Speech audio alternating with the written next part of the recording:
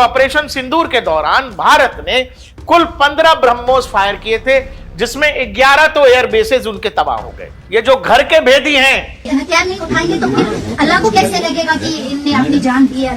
इनका इलाज जरूरी है। और जहां तक पाकिस्तान का सवाल है, पाकिस्तान के लिए ये चीज ही काफी है। पाकिस्तान को हम 100 बार घुटनों पर ला सकते हैं केवल ब्रह्मोस से।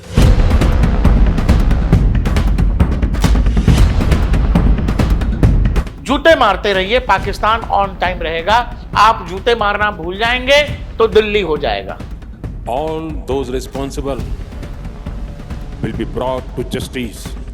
तो मच्छर मारने की दवा निकालने की जरूरत है। वो लिक्विड, वो सैनिटाइजेशन वर्क होना जरूरी है, क्योंकि कीड़े पतंगे अगर ज्यादा हो जाएं तो कीटनाशक का इस्तेमाल होना चाहिए। आतंक का धर्म नहीं होता है। उनसे इन तमाम आतंकवादियों के नाम एक एक करके ले देना और पूछ लेना कि ये आतंकवादी हैं कि नहीं। नमस्कार, आप देख रहे हैं डीएनपी इंडिया। मैं हूं प्रकाश ललित। कोई पाकिस्तान से नहीं आया था। हमारे ही बीच रहने वाले, हमारे ही साथ खेलने कूदने रहने वाले लोग, जिन पर लिखा हुआ है कॉलम में इंडियन, उन्होंने इस देश के खिलाफ साजिश की। आप जो कहते हैं, यहां जो लोग कह रहे हैं कि सभी का खून है शामिल यहां की मिट्टी में, ये वही लोग हैं जो ये नारे लगाया करते थे और इस देश के खिलाफ एक तरह की जंग छेड़ने की कोशिश। सपना क्या? ये कोई भी, ये सब के सब, ये महिला भी, ये सब भारतीय हैं, सब के सब इंडियन हैं। और सपना क्या है? सपना ये, इनको बाबरी मस्जिद का बदला लेना है। अयोध्या में राम मंदिर बन चुका है, करोड़ों लोग रोज वहां दर्शन करते हैं, लेकिन एक ऐसी चीज जो इस देश के न्याय तंत्र ने तय की, वो इस देश में कुछ लोग खराब करना चाहते हैं और उन्हें लगता है कि उनके साथ अन्याय हुआ है और वो इसमें पाकिस्तान जैसे देश के साथ खड़े करके हमारे देश यानी हिंदुस्तान से लड़ना चाहते हैं। नहीं लड़ पाओगे, हैसियत नहीं है, तुम्हारी औकात नहीं है, तुम्हारी पुश्तें, तुम्हारी नस्लें, आने वाली नस्लें खत्म हो जाएंगी, बर्बाद हो जाएंगी। ऐसे ही कीड़े मकोड़ों की मौत मरोगे, एजेंसीज तुम्हें कुत्तों की मौत मारेगी, सेना कुत्तों की मौत मारेगी। मैं कह रहा हूं 7, 8, 10, 20, 25 पुश्तें भी मर जाएंगी, फिर भी नहीं कर पाओगे जो करना चाह रहे हो। लेकिन कर लो, जितना प्रयास हो कर लो। सबसे बड़ी दिक्कत है कि इस देश में जो 0.5 कहा गया, 0.5 फ्रंट जिसको कहा सीडीएस रावत ने, वो 0.5 फ्रंट है और इस सच्चाई से आप नहीं भाग सकते। पाकिस्तान को बाद में मारिएगा, पाकिस्तान का हिसाब किसी भी रोज करिएगा, लेकिन पहले इन कुकुरमुत्तों का इलाज करिए। ये जो घर के भेदी हैं, इनका इलाज जरूरी है। और जहां तक पाकिस्तान का सवाल है, पाकिस्तान के लिए यह चीज ही काफी है। एक ऐसा भिखारी मुल्क जो दुनिया में भीख की बदौलत जिंदा है, और अगर वो पीछे से ये हर बार साजिश कर रहा है कि वो आतंक के रास्ते पर चलकर भारत को झुका लेगा, भारत के स्वाभिमान को चोट पहुंचा लेगा, तो ऐसे ऐसे 100 पाकिस्तान और लगेंगे तो भी शायद वो न कर सकें जो वो चाहते हैं। पाकिस्तान को ऑपरेशन सिंदूर के दौरान हमें कुछ ब्रह्मोस लगे थे, कुछ ब्रह्मोस लगे थे, और पाकिस्तान घुटनों पे आ गया था। क्यों? कि पाकिस्तानी सेना, पाकिस्तानी आर्मी की औकात नहीं थी कि वो ब्रह्मोस को डिटेक्ट कर लेती। आप यकीन करिए, कुछ ब्रह्मोस फायर होंगे और पाकिस्तान घुटनों पर होगा। दुनिया में अपने बाप, नए नए बाप हैं डोनाल्ड ट्रंप, उनके पास जाएगा, अब्बू जान बचाइए, अब्बू जान बचाइए, बड़े अब्बू मार रहे हैं। ऐसे भी समझेंगे तो भारत तो बाप ही है उनका, वो मानते नहीं है, वो अलग बात है। नाजायज औलादों के साथ यह दिक्कत होती है कि वो अपने असल बाप को मानने से इनकार कर देती है। पाकिस्तान भारत की औलाद है और जो हरकतें हैं उसकी, जिस तरह का मुल्क है, एक नाजायज औलाद है। तो उस नाजायज औलाद के साथ जो हम लोग लगातार कहते हैं कि पाकिस्तान को सुबह शाम दोपहर जूते मारते रहिए, पाकिस्तान ऑन टाइम रहेगा। आप जूते मारना भूल जाएंगे तो दिल्ली हो जाएगा। जूते मारना भूल जाएंगे तो वो किसी लखनऊ की तैयारी में होंगे, जूते मारना भूल जाएंगे तो वो किसी पहलगाम की तैयारी में होंगे। इसीलिए जरूरी है कि इस बार जो कुछ हो, क्योंकि भारत सरकार ने यह माना है कि एक टेरर अटैक था, ये जो 2 दिन से नैरेटिव चल रहा है, ओहो गलती से ब्लास्ट हो गया, ओहो वो तो कहीं शिफ्ट करने जा रहा था, वो तो कहीं सामान रखने जा रहा था। सामान रख के, बम रख के कहीं पर यज्ञ करता क्या? कहीं मंदिर में पूजा करता क्या वो? उसको बाद में भी ब्लास्ट ही करना था। ये नैरेटिव बनाना छोड़ दीजिए। ये नैरेटिव जो लोग, क्या भारत सरकार ने कहा है? क्या भारत सरकार की तरफ से ऑफिशियल कोई बयान है? भारत सरकार ने इसको टेररिस्ट अटैक माना है और भारत ने कहा है कि कोई भी terrorist attack act of war माना जाएगा और भारत पर वो टेररिस्ट अटैक हुआ है जिसके पीछे जैश है, जिसके पीछे मसूद अजहर की बहन है, जिसके पीछे पाकिस्तान है और हमारे यहां छिपे हुए गद्दार हैं। वो गद्दार जो आपको आज भी सोशल मीडिया साइट्स पर जाइएगा तो जो ब्लास्ट हुए, जो मासूम लोगों की जान गई, जिसमें मरने वाले भारतीयों में हिंदू भी है, मुसलमान भी है, आप जा करके इमोजीज चेक कर लेना कौन लोग हंस रहे हैं, कौन लोगों को इस पर बहुत हंसी आ रही है। आपको अपने आप समझ आ जाएगा कि भारत के अंदर 0.5 फ्रंट जिसकी बात हम लोग बार बार करते हैं, उस पर सैनिटाइजेशन उसका कितना जरूरी है। कॉकरोच के ऊपर हम लोग वो दवा छिड़कते हैं ना, मोर्टिन छिड़कते हैं या जो भी, तो मच्छर मारने की दवा निकालने की जरूरत है। वो लिक्विड, वो सैनिटाइजेशन वर्क होना जरूरी है, क्योंकि कीड़े पतंगे अगर ज्यादा हो जाएं तो कीटनाशक का इस्तेमाल होना चाहिए। हमारे यहां वो समय आ गया है कि जहां कीटनाशक का इस्तेमाल करना ही पड़ेगा, नहीं तो बाहर के दुश्मन से लड़ सकते हो, अंदर के दुश्मन से लड़ना मुनासिब नहीं है, मुश्किल है। और हमारा इतिहास है कि किले के दरवाजे बार बार अंदर से ही खुले, बार बार अंदर से खुले। एक साथ, ये कोई अनपढ़ लोग थे, सब के सब पढ़े हुए लोग हैं, स्कॉलर लोग हैं, लेकिन पढ़ने के बाद भी इन्होंने अपनी पढ़ाई का इस्तेमाल आतंक के लिए किया, बम फोड़ने के लिए किया, लोगों की जान लेने के लिए किया। डॉक्टर लोगों की जान बचाते हैं, हमारे यहां डॉक्टर्स को भगवान कहा जाता है, लेकिन ये जाहिल हैं तो भी बम फोड़ेंगे, ये पढ़ लिख गए, ये डॉक्टर बन गए तो भी बम ही फोड़ रहे हैं।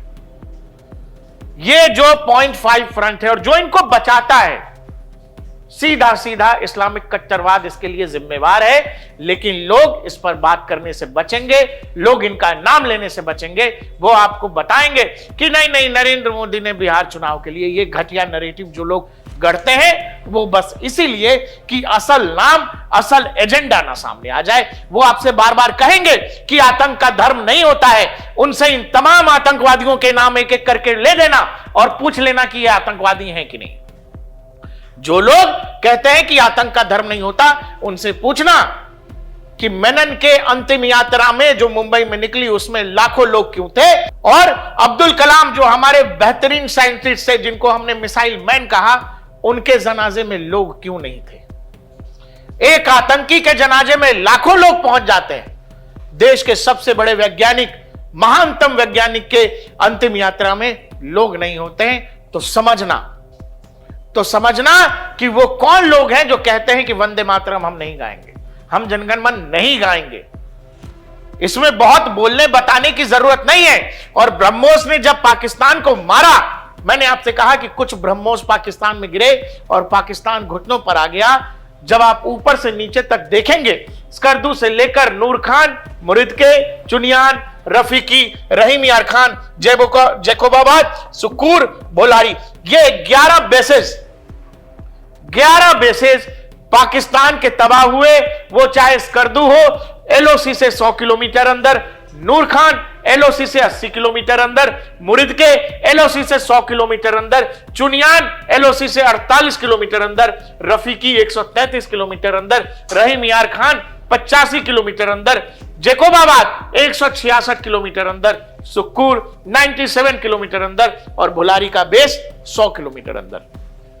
प्रिसीजन के साथ जहां मारना चाह रहे थे वहां मार रहे थे।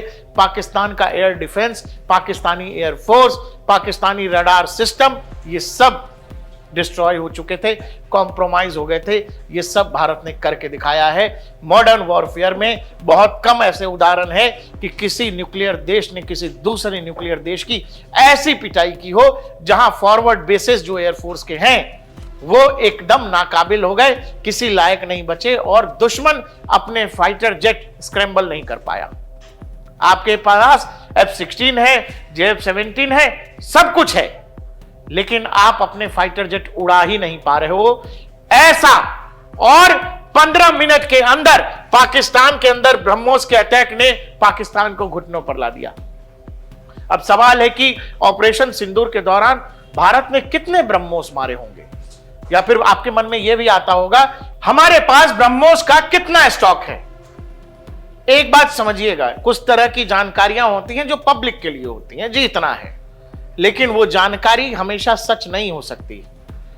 देश में, दुनिया में सेनाएं ऐसे ही काम करती हैं। स्टॉक कुछ होता है, बताया कुछ जाता है, क्योंकि बताना है तो कुछ बता दिया। जानकारी यह है कि ऑपरेशन सिंदूर के दौरान भारत ने कुल 15 ब्रह्मोस फायर किए थे, जिसमें 11 तो एयर बेसेस उनके तबाह हो गए, कुछ रडार सेक्शंस थे जो तबाह किए गए, और कुछ एयर डिफेंस सिस्टम थे जिनको ब्रह्मोस ने मार गिराया। अब आप यह समझिएगा कि जब 15 ब्रह्मोस पाकिस्तान में ऊपर से नीचे, स्कर्दू से लेकर भोलारी तक ऐसी तबाही मचा सकते हैं, तो जो स्टॉक है भारत के पास, अगर वो जखीरा भारत ने केवल ब्रह्मोस, भारत के अलग मिसाइलों को छोड़ दीजिए, अग्नि तक जाने की जरूरत नहीं है, आकाश तक जाने की जरूरत नहीं है, पृथ्वी तक जाने की जरूरत नहीं है, केवल ब्रह्मोस जो जिसका रेंज 290 किलोमीटर तक है, अगर हमने पाकिस्तान पर हमारे ब्रह्मोस के जखीरे को खोल दिया तो पाकिस्तान को 100 बार माफी मांगनी पड़ेगी। पाकिस्तान को हम 100 बार घुटनों पर ला सकते हैं केवल ब्रह्मोस से। एक जानकारी के मुताबिक भारत के पास 1500 के आसपास ब्रह्मोस की यूनिट्स है, 1500। फिलहाल जो लखनऊ का जो प्रोडक्शन यूनिट है ब्रह्मोस का, वो सालाना 300 मिसाइल प्रोड्यूस कर रहा है। लेकिन कुछ डिफेंस जानकार ऐसा मानते हैं कि ये 1500 का जो नंबर है, भारत के पास ब्रह्मोस का इससे 10 गुना ज्यादा बड़ा जखीरा है, यानी ये नंबर 15,000 तक जा सकता है, 20,000 तक जा सकता है। जब 15 ब्रह्मोस में पाकिस्तान की हलक सूख गई, 15 ब्रह्मोस में जब इस्लामाबाद व्हाइट हाउस तक भागा चला गया, 15 ब्रह्मोस में जब मुनीर और मुनीर की सेना की पतलून गिली हो गई, जहां स्टॉक 15,000 का है, तो आप समझो कि पाकिस्तान को कितनी बार मार के, कितनी बार माफी मंगवा के, दोबारा मार के फिर से माफी मंगवाया जा सकता है। यह हाल किया जा सकता है। भारत की अलग मिसाइल इन्वेंट्रीज छोड़ दीजिए, तमाम हथियारों की ताकत छोड़ दीजिए, केवल ब्रह्मोस की बात मैं कह रहा हूं, क्योंकि ब्रह्मोस अगर एक बार बरसना शुरू हुए, पाकिस्तान के पास इसका कोई इलाज नहीं है, दुनिया के पास इसका कोई इलाज नहीं है। दुनिया का कोई रडार या एयर डिफेंस सिस्टम ब्रह्मोस को डिटेक्ट करने की ताकत नहीं रखता है। और खैर सवाल पाकिस्तान का है तो फिर आप अपने आप समझ जाइए। जहां तक ब्रह्मोस का सवाल है, बार बार कहा गया इंडिया स्ट्रक 11 पाक एयर बेसेस विद प्रिसिशन, ये हमारे आर्मी चीफ भी बोल चुके हैं, और दुनिया भर ने सैटेलाइट इमेजेस जो दिखाए पाकिस्तानी एयर बेसेस के कि वहां कितने बड़े बड़े गड्ढे थे, वो दुनिया ने देखा, और वो केवल और केवल ब्रह्मोस कर सकता है। ब्रह्मोस की जो बेसिक जानकारी है जो दुनिया को बताई और जताई गई है, वो ये कि ब्रह्मोस की स्पीड 2.8 मैक की है, यानी कि करीब करीब 3500 किलोमीटर प्रति घंटा, जो क्रूज सुपरसोनिक की स्पीड से अपनी टारगेट तक जाता है। इसको डिटेक्ट कर पाना बेहद मुश्किल काम है, और इसकी रेंज जो फिलहाल भारतीय सेना इस्तेमाल कर रही है, वो चाहे एयरफोर्स हो, वो चाहे नेवी हो, या फिर इंडियन आर्मी हो, इसकी रेंज 290 से 300 किलोमीटर बताई जाती है। एक्सटेंडेड रेंज 400 किलोमीटर तक हो सकता है। और आपने देखा कि ऊपर यानी स्कर्दू से लेकर के जो भोलारी तक तबाही मची है, ब्रह्मोस 200 किलोमीटर तक एकदम प्रिसिशन के साथ स्ट्राइक कर रहा है, और पाकिस्तान की हैसियत नहीं है, पाकिस्तान के पास वो ताकत नहीं है कि वो ब्रह्मोस को डिटेक्ट कर सके। वजन 3 टन है, यानी अपने साथ 3 टन के आसपास ये आयुध लेकर जा सकता है, विस्फोटक लेकर जा सकता है। 290 किलोमीटर रेंज, 2.8 यानी सुपरसोनिक स्पीड, क्रूज स्पीड, इस पर बात कर पाना, इसको रोक पाना बेहद मुश्किल है। और अब तो भारत ब्रह्मोस का एनजी वेरिएंट भी विकसित कर रहा है, जिसकी स्पीड ये बताई जा रही है 5 मैक तक हो सकती है। 5 मैक यानी कि करीब करीब 5,500 किलोमीटर या 6,000 किलोमीटर प्रति घंटा की रफ्तार, सुपरसोनिक स्पीड, हाइपरसोनिक माफ करिएगा। और वहां फिर पाकिस्तान जैसे देशों का क्या होगा यह समझना बेहद मुश्किल नहीं है। कुल मिलाकर बात यह है दोस्त, ब्रह्मोस की बात करना जरूरी इसीलिए है क्योंकि जैसे ही दिल्ली में हुआ, पाकिस्तान ने अपने तमाम सैन्य बड़े अधिकारियों की छुट्टियां रद्द कर दी, लोगों को कहा कि अपने बेस पर रिपोर्ट करिए। बड़े अधिकारी अपने परिवार को बाहर भेजने लगे, विदेश भेजने लगे। उन्हें इस बात की चिंता है कहीं भारत फिर से ब्रह्मोस की मिसाइल पाकिस्तान की तरफ न दाग दे।